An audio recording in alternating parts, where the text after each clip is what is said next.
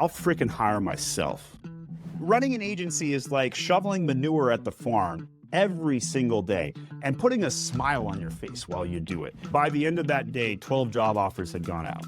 And we hired 100 interns. And I'm here to tell you that that doubled the size of my company in less than 30 days. You could be the best customer service rep ever. You could be awesome at ops, but if you can't sell anything, you're never going to be a great entrepreneur. Amazon's basically a brand killer. Are they a learner or are they a blamer? If they tell me that something bad happened and then blame somebody else, I don't hire them. Never do your best work for your worst clients. Become a hummingbird and take action immediately. Right? Mm-hmm. So the second you have a thought, I want to go start a business. Cool. What are you going to do today about it?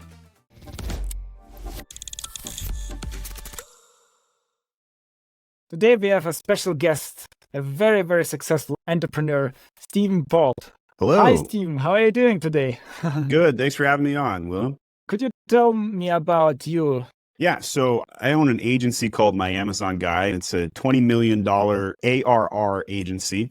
We have over 550 employees. We work with 400 brands, and I manage about $1.2 billion in annual revenue on Amazon.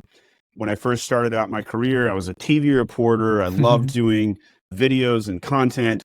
But one coming of age moment, I was in the middle of a blizzard in the state of Wisconsin in the Midwest of the United States. I was out at 10 p.m. at night doing a live weather hit. The cameraman gave me the signal. Only problem was I couldn't see him. The blizzard was so messy. I missed my cue, looked like an idiot on state television, and I felt like an idiot. And my hair literally froze over. I had hair at the time. And I was just miserable. And it was at that very moment I decided, I'm going to do something different with my life. I want to be home in my pajamas at 10 p.m. at night.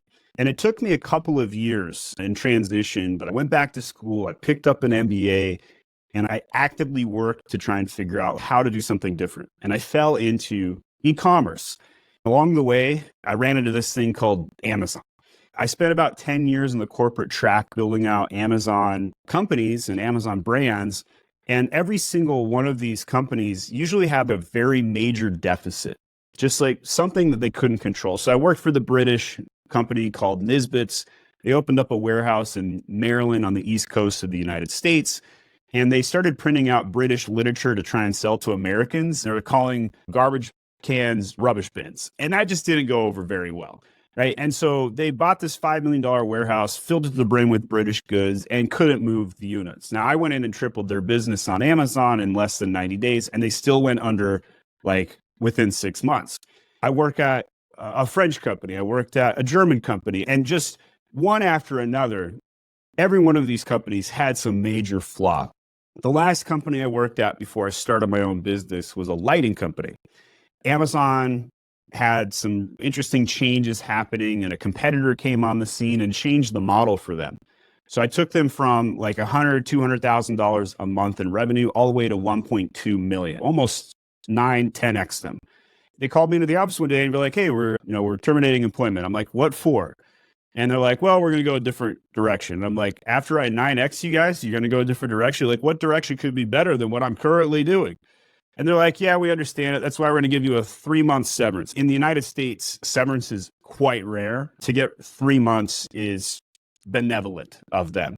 So they gave me a really head start. So there was about 48 hours of time. I'd go into the forest. I'd look up at the sun. I'd look at the birds and the bees. And I'd be like, did I peak? I was making 200,000 USD at age 30. And I was wondering, had I peaked in life? Like, who is going to hire a 30-year-old at $200,000? For 48 hours, I was miserable. And then I had this big aha moment, a few prayers, and, I don't drink. So there was no couch sitting and wondering. I had to really battle my inner demon for 48 hours. Finally dawned on me. I wake up, I think it was a Saturday morning. I said to myself, you know what? I'll freaking hire myself. I go on LinkedIn, make a post, and I say, hey, I'm going to do some consulting work while I figure out my next steps. In under 48 hours after that post, I signed a $3,000 contract per month with a consulting gig. It was for a supplement company who's still a client today, 6.5 years later, which is awesome because I was just a solopreneur when I made that post. And today, 6.5 years later, I have 550 employees. I'm running the largest Amazon agency in the world, at least from an independently owned standpoint, if nothing else. So I've had a really good ride along the way. And I know that was a long intro, so I'll pause there. But suffice it to say, I have a lot of opinions on entrepreneurship. Wow, that's incredible. What a story. It's also interesting how your biggest successes came from kind of like biggest failures, or at least failures. Yes. So moments of tension or moments of uncomfort. And I'm just like, you know what? I'm gonna get in my rocket ship and get off this planet, right? I'm gonna do something better. I'm gonna get to the stars and reach. And maybe I'll fail, maybe I'll crash land, but can't be any worse off than sitting around here. I just got back from Colombia. I was doing a hike to the Lost City. For those who like really tough adventures, let me tell you, this was one of them. Going uphill for hours on end. Just think about walking up steps nonstop for hours. That's what it was like on some of these mountain paths in the middle of Colombia, which is on the north side of South America. And it was a jungle. The mosquitoes were biting. The heat was bad. The humidity was so bad that I'm telling you, there's no such thing as being dry in the jungles of Colombia. There is only levels of dampness. Your feet hurt, your legs hurt, your knees hurt, you're hot, you're exhausted, you can't drink enough. The mosquitoes are getting boils all over your legs. Like it just very, very difficult. And it was a blast, and I freaking loved it. I don't know if you guys have ever seen that ad back in the day. It's in a lot of business books where they post an ad and they're like, hey, looking for help to go to Antarctica. You might die. It's going to be super cold, right? It just goes on and on about all the bad things about the adventure. And the guys that showed up for that advertisement ended up being burly men who were looking for that. And then they were the successful trek to the Antarctic, and they beat their competition, and it made world history, like first guys to cross the Antarctica or something. I forget. I love that shit. And I love hiring other people who love tough things and just want to level up and want to go on an adventure and want to bring prosperity to the world. And so that's what I've built my systems around. And you're right, I'm driven by leveling up through adversity. Interesting. When we go back to your beginning, after you stopped being a reporter, why do you think were you so successful in this phase?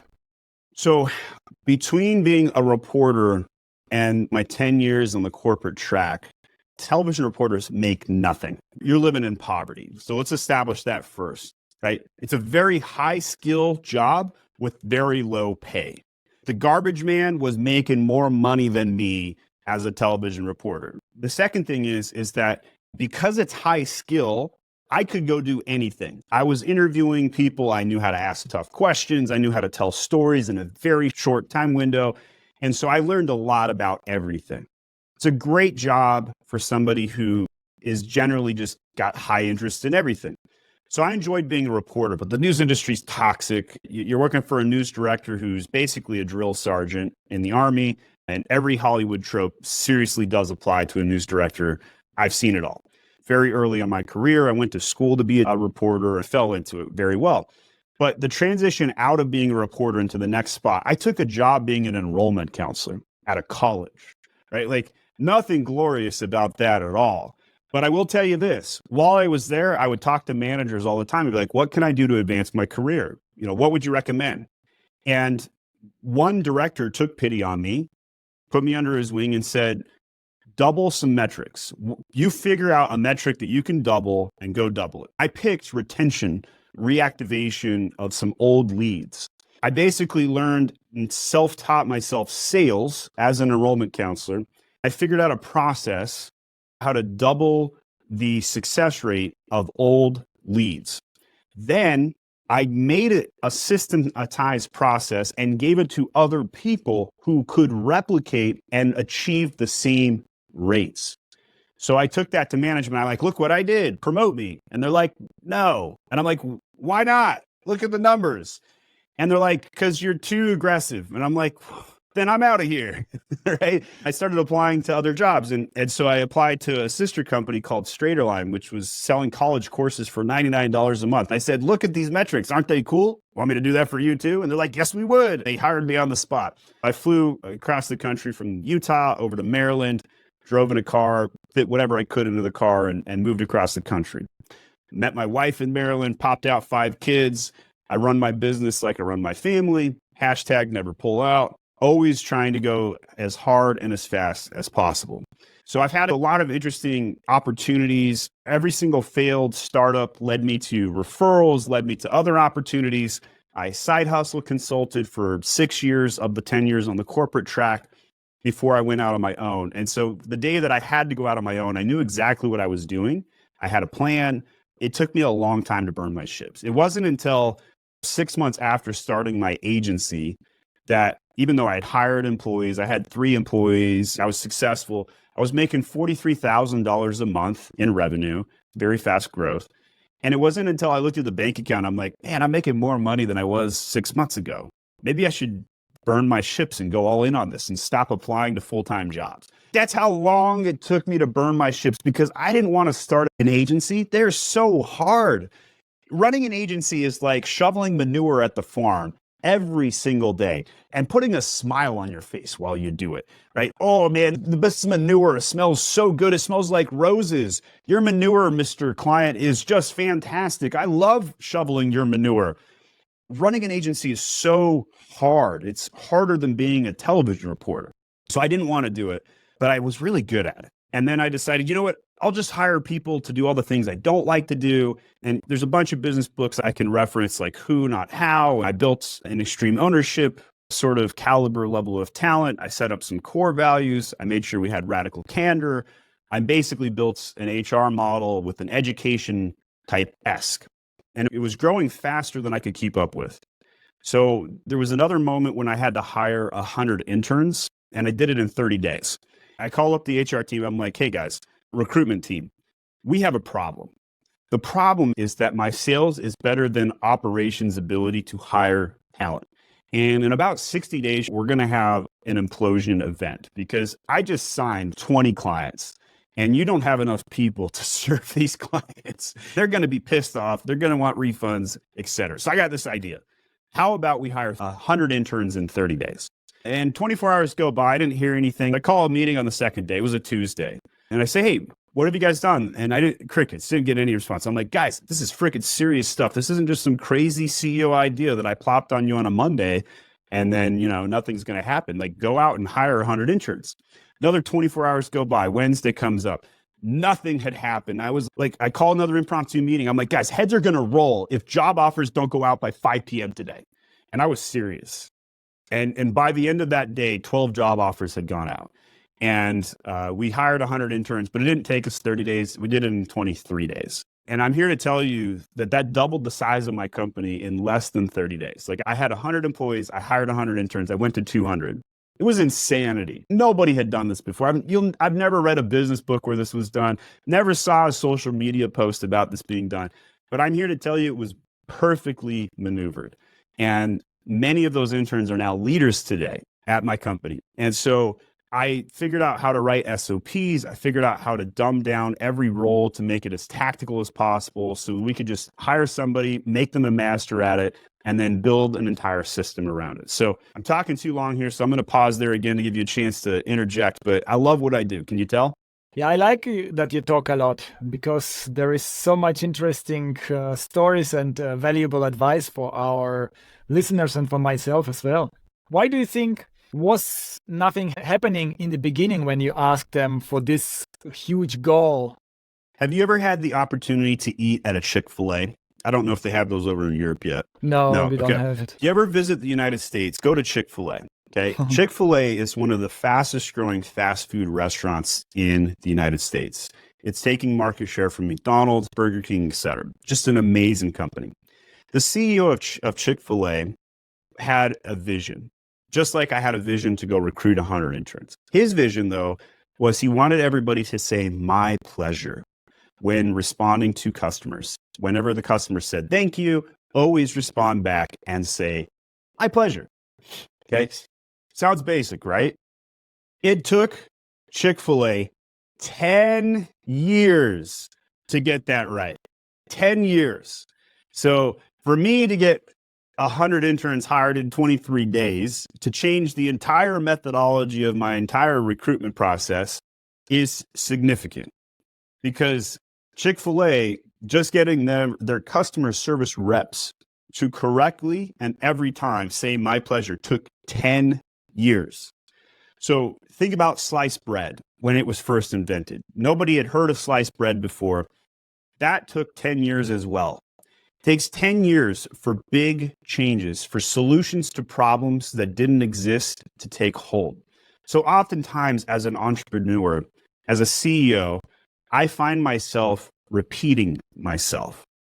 Instead of calling myself CEO, I should often call myself Chief Repeating Officer or CRO, because that's what it takes. Sometimes when you send your vision out into the Ethernet cables, a la Slack message, it does not translate.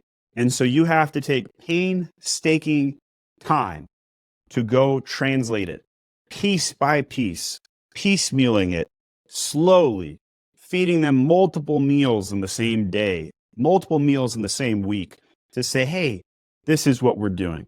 There's a story that's in a business book somewhere about a guy landing in the new world. I forget the new world. I don't know where he landed. I don't know who the captain was, but I remember the message.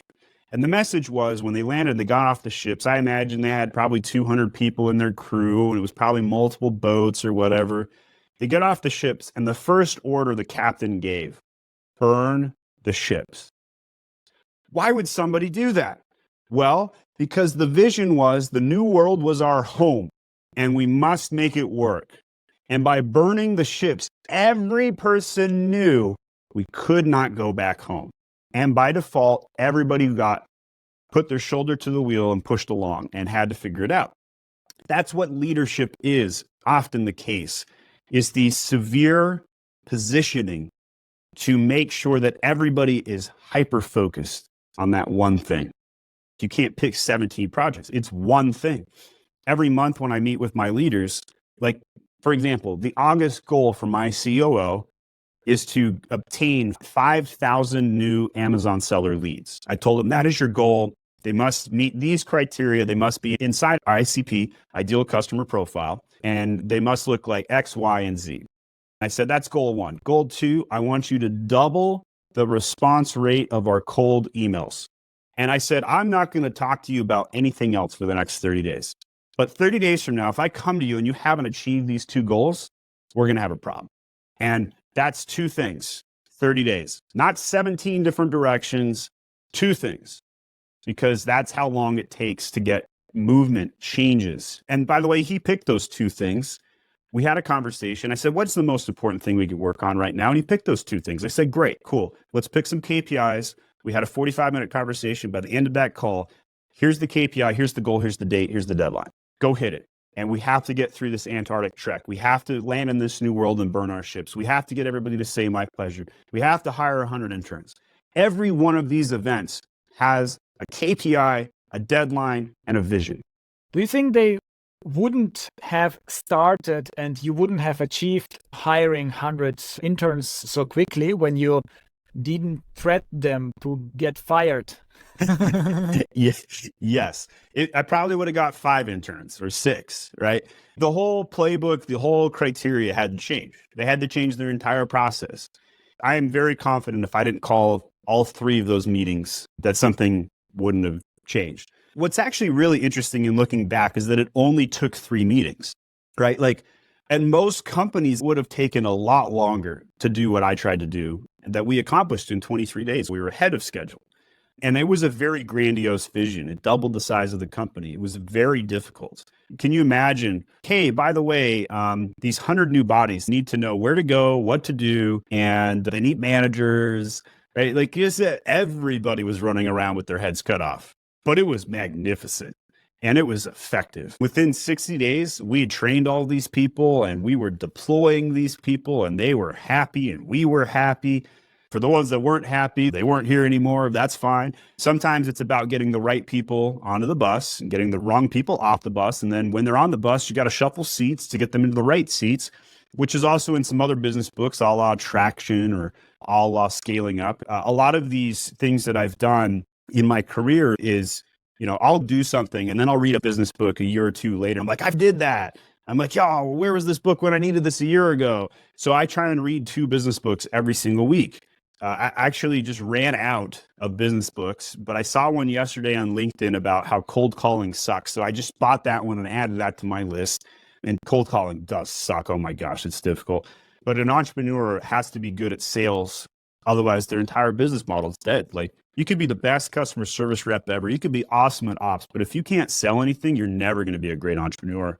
You have to have high drive. You got to be an introvert who has no care about what people think about you. You got to be impatient, intense, and detail oriented, because if you're not detail oriented, you can't build a system, right? In my opinion, the perfect entrepreneur is an architect who has all of those traits. And I do have all those traits. And I have found a lot of success because of those traits.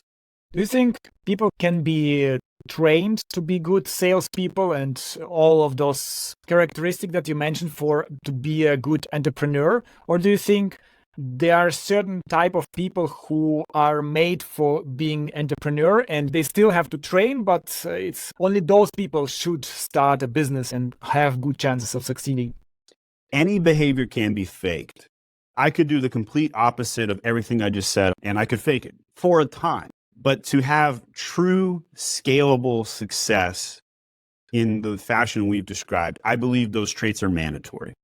If you have 80% of those traits, could you be successful? Absolutely. But you're going to have to hire around that other 20%. If you're an extrovert trying to be an entrepreneur, that means you seek and need social attention, you care what other people think about you, you're going to have a lot harder time firing people.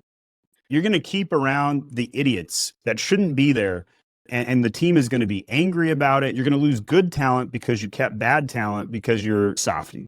That's where an extrovert would have a problem. A low drive person wouldn't care about money enough and probably wouldn't be focused on margins and profits. They wouldn't be looking ahead into the future.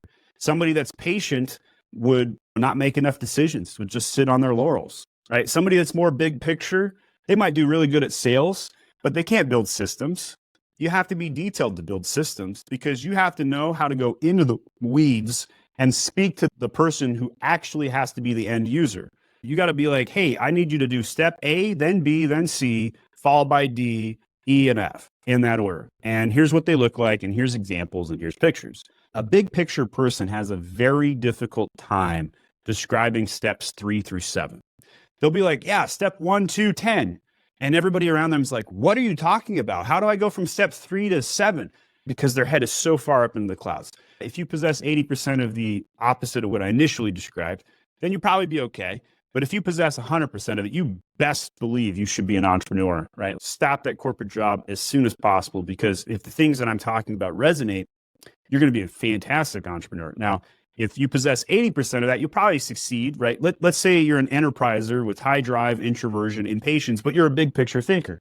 You can't build systems to save your life, but you could go copy somebody else's systems and maybe do a really boring business and just replicate it. You'd be really good at that, right? You see how that 80% can still get you there, but an entrepreneur building out something brand new wouldn't be able to do that without that detail orientation. Why did you hire interns? Yeah, so I hired interns who were basically glorified, low-paid full-time employees because I couldn't find enough talent. So in my space, in the Amazon selling space, I believe that we're short about 50,000 people. That was reason one. We were just short on talent.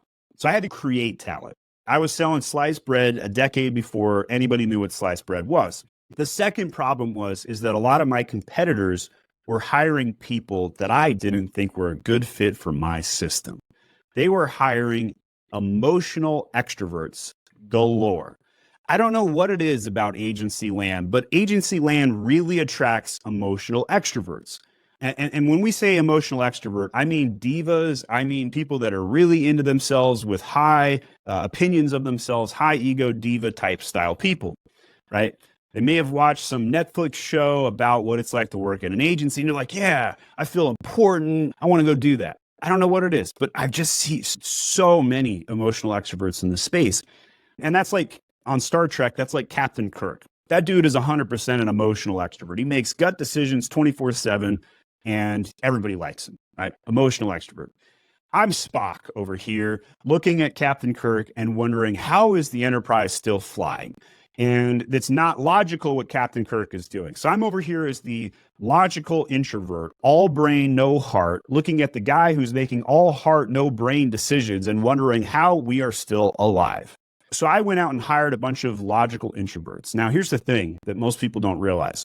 Logical introverts interview poorly. They are just not great interviews.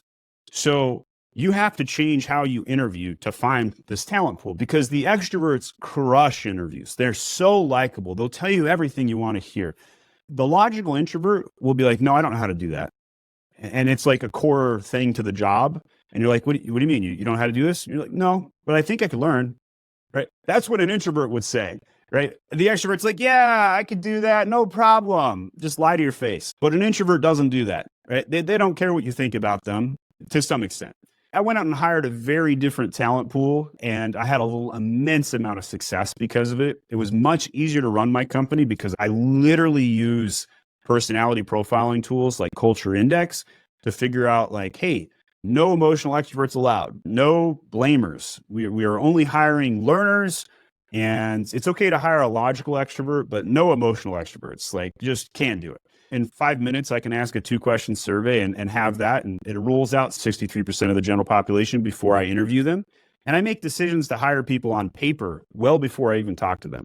And usually my interviews are just to verify that, yeah, this is the right guy.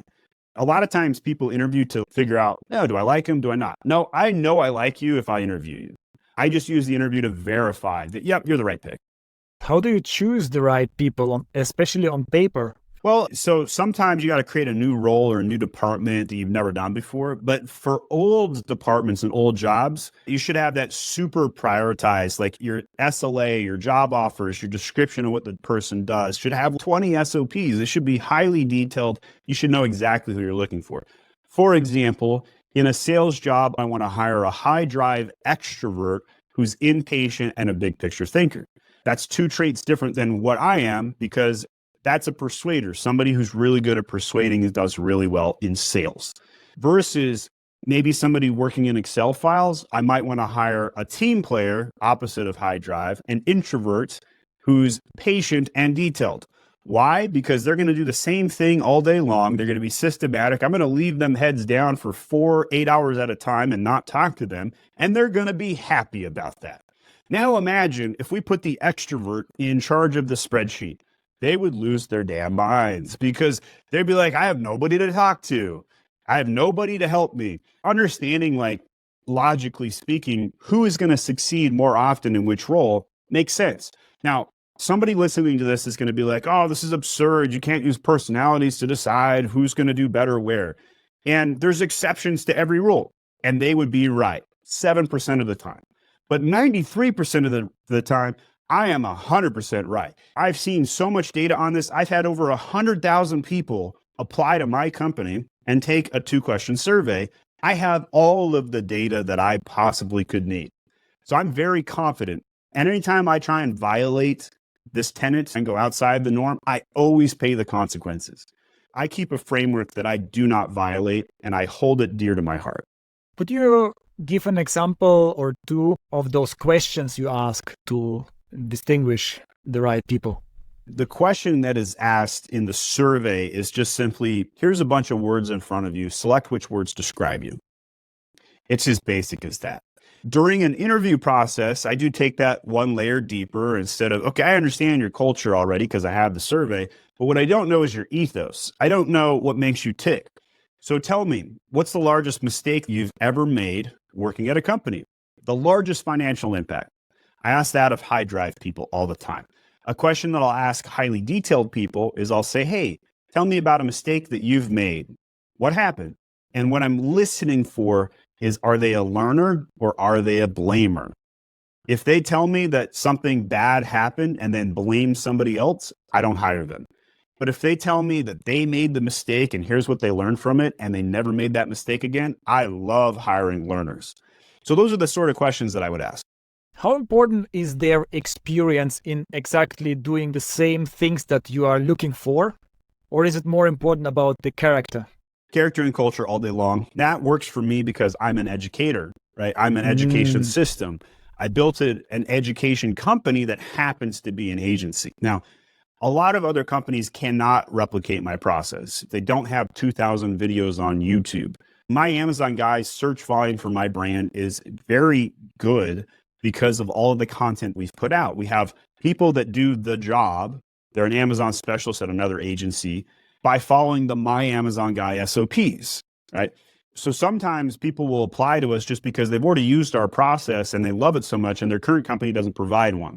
My process is not replicatable by everybody. In fact, most companies can't replicate it, which is good for me. It makes me an inch wide and a mile deep. For other companies, they have to hire talent who already have done the job before because they don't know how to teach. They don't have SOPs. They don't have a training process. They don't even have a trainer, for crying out loud.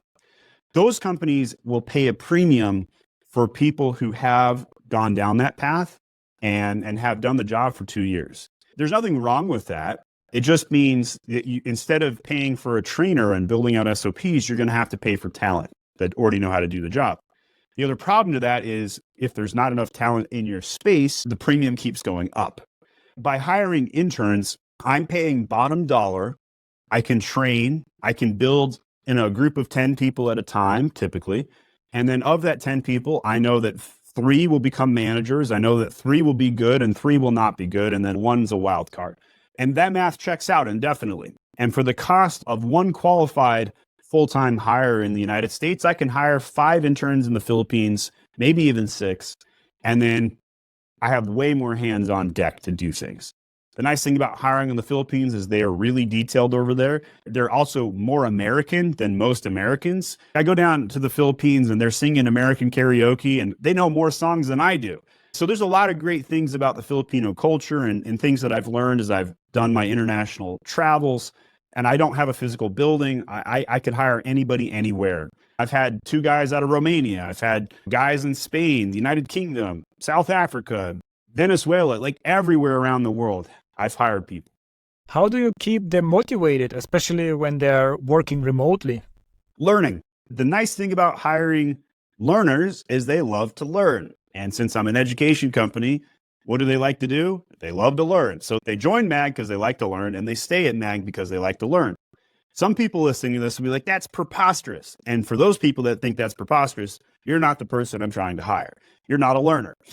But there are many of them out there, and they excel in my environment. So knowing what culture you want to build as an entrepreneur, and then making a framework, and then sticking to that framework, and then never deviating is a key or a fundamental key to scaling as an entrepreneur.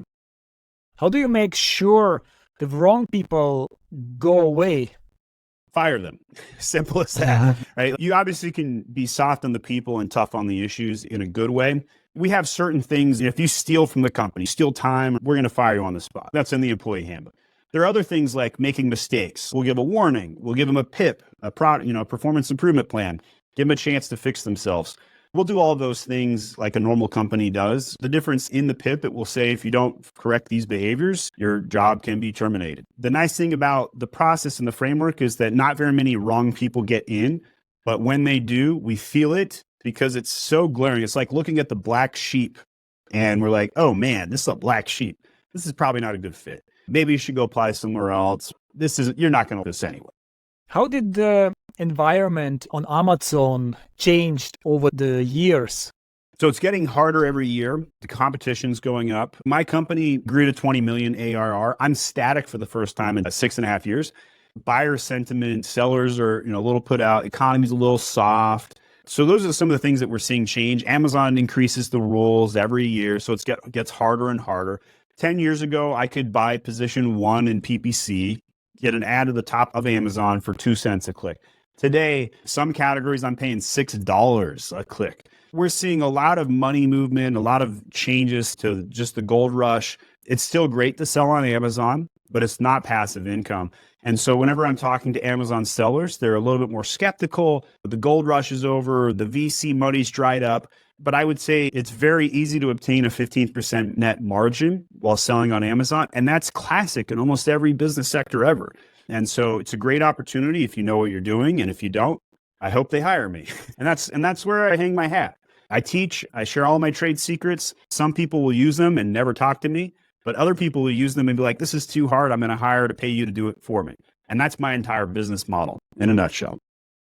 You said you are reading regular books. Are you deep into like Amazon algorithm and trying new different things, or is it what your team is discovering how to optimize certain things and you are sharing that with other people? How does it work? So I believe that I'm the industry leader on Amazon SEO. I talk a lot about all of the algorithm updates and changes. For example, I think click-through rate is more important than it's ever been before. Hardly anybody was talking about CTR a year or two ago. Now everybody is, and I basically led the industry charge on that. My entire SEO plan is published. Anybody can replicate it. 6-7 years ago, I was telling everybody they need to put copy in their alt text of their photos, and everybody's A+ content doesn't index, and I'd be like, yes it does, just prove, scientific method, here's my hypothesis, you go replicate it. Here's what you do: you put 100 characters of alt text behind each photo, you add 500 words of copy to your A+ content, and I pretty much guarantee your SEO juice, your indexing will go up 25%, and it does. So things like that over time we've established. I see AI is going to replace Google 100%.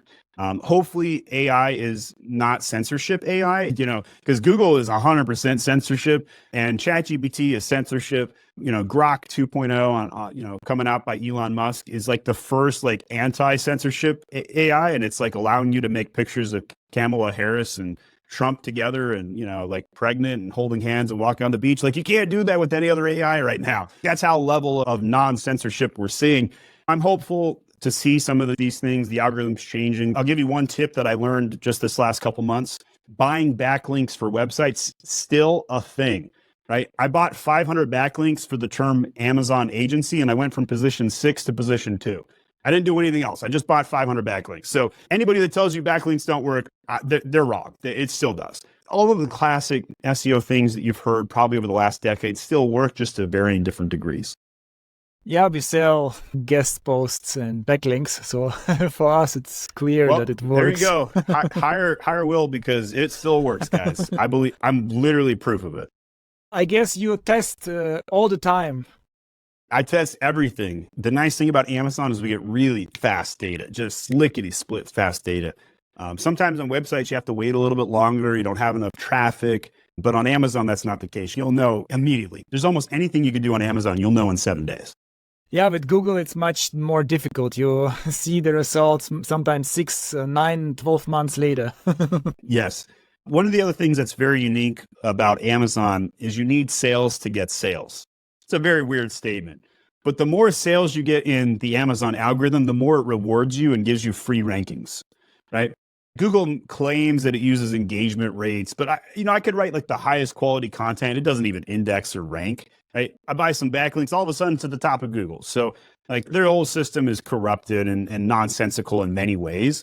But on Amazon, if you get sales, you'll get more sales. It's like a guaranteed equation. X plus X equals Y. Like, yeah, weird formula, but very solvent. Right? Like the more you put into X, the other X gets bigger and then Y gets bigger. It's just crazy. It's interesting to see. There's a thing called the honeymoon period on Amazon. In the first 3 months, the faster you sell, the more sales you'll generate, the more rankings you'll leapfrog over the competitors. Reviews are not worth as much as they used to be. Amazon's A/B testing whether they even show reviews in the search results. Brand names, Amazon's basically a brand killer. Oftentimes I'll ask people, what was the last thing you bought on Amazon? And they'll be like, I bought soap. And I'm like, cool, what was the name of the brand? Amazon's killed the brand names. It's very much a commodity marketplace, which means you have to spend a lot of time focused on that main image to improve click-through rate and to make sure you have all the traffic generating strategies in place. It sounds like it's a bit tough to start on Amazon, but then when you achieve a certain level, then it's easier. I mean, it's a momentum thing, right? The more momentum you have, if you're in a bobsled, you're going down the hill. Sometimes it's really hard to get the bobsled to the top of the hill, but once you start going down, it just goes really fast, 100%. What could you tell me about which kind of clients you try to avoid and not to accept? So I hate clients that don't want to pay me money, first of all. I fire those ones super fast. But clients that are high burn, you see the meme posted on social media all the time. It's like a paragraph long about a $500 client. And they're like, as we prepare to go on this mission together, I just want to make sure we're aligned and yada, yada, yada. Then you see the $5,000 client, wire sent, thanks. So there is a thing about larger clients being better clients. It's 100% true. The brand new entrepreneur that's hiring an agency for the first time is a way more difficult client. And that's okay, right? I do cater to that ICP, by the way. I help new sellers all the time. But if you gave me a choice between working with a brand new seller who's not sold anything and working with somebody who sold 1,000 units, I'm going to pick the guy that sold 1,000 units every single time because it's easier to work with that sort of client. If somebody listening to this is trying to figure out how to build their business or entrepreneurship, if you're doing an agency thing, go upstream as fast as you can. The faster you do, the happier you'll be. Just like Alex Hormozi talks about, go solve rich people problems if you want to be rich. Just point blank, like there's like that checks out. Like if you came to my house and be like, Steven, I'll mow your lawn so you don't have to. I'm more likely to pay you more because my lawn's big, right? I got 17 acres of land because I've been a successful entrepreneur. I'm a rich guy. If you come solve my problem, you're more likely to make more money per hour than to go to some $200,000 house to mow their lawn and they've got a half acre. So you get the idea. So entrepreneurs, it's like restaurants. For every 3 restaurants that open, only 1 is going to exist 2 years from now. Same thing about entrepreneurs. For every 3 entrepreneurs that start a business, only 1 of them will exist 2 years from now. It's a lot harder to figure out which entrepreneur is going to succeed and which one's not. How did your attitude towards this point change compared to your starting time? I may not have a good answer for that question. That might be the one you stumped me on here, Will. I'm probably more jaded today than I was 7 years ago. I probably have been more taken advantage of. I have probably seen more employees let me down. I've seen more stereotypes play out, like things I can't say without being canceled. I've seen it all, right? So I'm very much a more jaded person. That doesn't make me a bad person. You asked me how my attitude's changed, and it was the first thing I thought of. I'm probably more cemented in my belief set today than I was 7 years ago. I really feel like I've figured out life. I really know what I want and how people are going to behave, and I can predict them. If you ask the younger Stephen Pope, I may not be able to answer that question. I was probably a very confused young man growing up, wondering why people were doing what they were doing. I didn't understand their behavior. A lot of times, you can call this autism, you can call this whatever, naivety, but I thought everybody was like programmed the same way as me. It took me decades to understand that everybody is programmed differently and you need to treat people differently. How, like you hear about the silver, the golden, and the platinum rule, right? Like the golden rule is treat others how you want to be treated. That actually doesn't work very well, by the way. It doesn't. The platinum rule is treat others how they want to be treated, right? And once I understood the platinum rule, my life got a lot easier. I was just like, oh my gosh, when I need something from an extrovert, I don't send them a text message, right? I call them.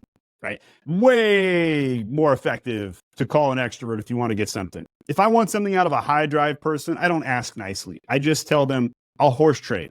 I'll pay you money to do this. They'll be like, hell yes, I'll do it. If I want to get something out of a high detailed person, I got to tell them, here's what I expect from you. And I understand that it's very important for you to deliver something of high caliber, but here's what done looks like. Right. So understanding all of these different things, understanding that I can't send 17 Slack messages in an hour to a high patient person because it will reset them for 4 hours. These are things that I've only mastered in the last 3 years. I've grown up a lot. Do you also recognize the character of your clients and act according to that? I'll summarize my answer with the framework for you. Never do your best work for your worst clients. Everybody knows what their best clients are. They're the ones that pay on time, were appreciative, that don't cuss at your employees, that treat you fairly, treat you right. Simply put, if you do your best work for the noisy, squeaky wheels, you're not going to be happy. They're still going to fire you anyway, by the way. And they'll still stiff you. So do your best work for your best clients. Do you fire clients? All the time. Yeah. I've had clients hit on some of my attractive employees and I fire them. That's unacceptable, right? Like, dude, you're 60, you're married, like this is inappropriate. I fired clients who are abusive. If a client comes to me and says, you guys are effing stupid and idiots, I'll be like, okay, no problem. See you. Bye. There's no coming back from some of those.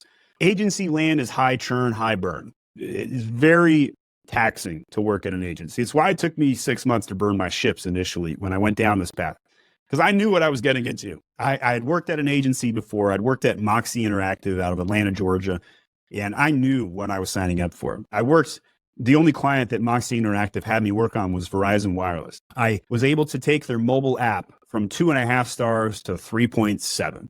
Still bad, but not as bad, right? From a review standpoint. And so when you get into the leadership calls with Verizon, they tell you to your face, make our customers hate us less. That's such a weird brand position to hold as a leadership of Verizon Wireless. But I heard that. Some weird stuff. I've been around the block, and you can't see my gray hairs, but they're there, right? Like I've lost my hair from working at an agency. If you look up even my videos and contents from 5-6 years ago, way different hair game back then. And I've since, in the last 6 months, I've discovered TRT, testosterone treatment. Very open about this. If you're a guy listening to this and you're on your testosterone treatment plan, you're not alone, dude. Like I'm telling you, almost all the men I know are on it. Big game changer. Men don't have enough testosterone in the world today. Those are all the random things that go float through my head, experiences that I've had, Will, and you've done a good job in pulling them out of me today. Great. I'm glad to have you on our podcast episode. Do you have any advice as last words for entrepreneurs in the beginning of their stage? Yeah, become a hummingbird and take action immediately. Right. Mm-hmm. So the second you have a thought, I want to go start a business. Cool. What are you going to do today about it? Did you order samples today? Did you drop a plan? Did you hire somebody today? Because if you just talk about how you want to be an entrepreneur, you're not an entrepreneur. You're a want-entrepreneur. Like you got to go take action every single day. So be a hummingbird, iterate, get to the flower. If you don't, you're going to die, right? Like literally a hummingbird, if it doesn't drink enough nectar, it freaking dies. And it has to drink a high amount of nectar because that's its octane, that's its energy, that's its fuel. So go be an entrepreneur, but do it today. If you listen to this and then don't take any action today, then what the heck? You just wasted an hour. Like go find the inspiration, that one thing I said today that makes you want to do something, then freaking go do it today, not tomorrow, but today. That's amazing. Yeah, I like that. Thank you so much, Stephen. My pleasure. What would you like our audience to do? Maybe to connect on LinkedIn or visit your website, YouTube channel? Yeah, so Stephen Pope on LinkedIn. I'm very active. I'm an Amazon influencer there. YouTube channel, I post 2 videos every day. I don't know anybody else that does that. Like we have a full newsroom going on. So those are the 2 platforms I hang out on. If you enjoyed the show today and you just want to say hi, podcast@myamazonguy.com. I read every single one of those notes. Let me know what you like the most about our episode today. I'll forward it over to Will too. So I'll be like, hey, see, Will, people do listen. Here's proof. So thanks for having me on. It was a blast, Will. Thank you very much. Thank you very much as well. Bye-bye. Ciao.